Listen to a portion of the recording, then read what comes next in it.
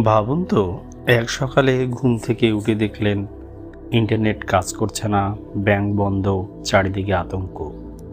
টিভিতে একটা খবর চলছে, বিশ্বযুদ্ধ শুরু হয়ে গেছে।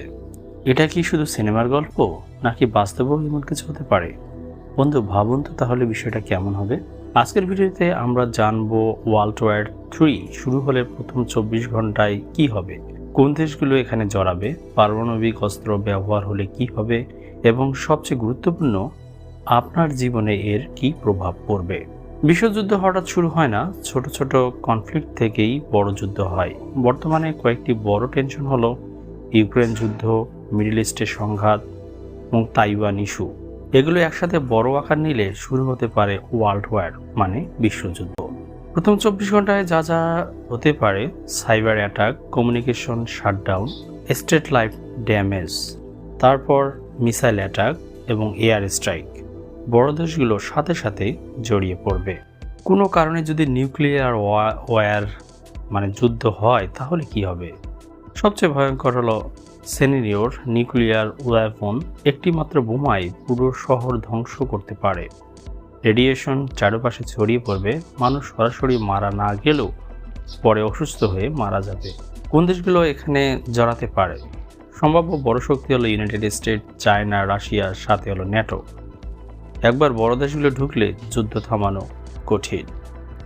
অর্থনীতির প্রভাব: গ্লোবাল ইকোনমিক কলাপস হয়ে যাবে, ডলার সিস্টেমের সমস্যা হবে, স্টক মার্কেট ক্রাশ হবে, ওয়েল প্রাইস স্কাই রকেট ঊর্ধ্বমুখী হবে। সাধারণ মানুষের ক্ষেত্রে খাবারের দাম বাড়বে, অনেকেই চাকরি হারাবে। বাস্তব জীবনে এর প্রভাবটা কেমন হতে পারে? আপনি যেখানে থাকেন না কেন, সবখানে ইন্টারনেট সমস্যা হবে, খাবারের সংকট হবে, নিরাপত্তা ঝুঁকির মধ্যে থাকবে। এটা শুধু যুদ্ধ না, এটা একটা জীবন পরিবর্তন।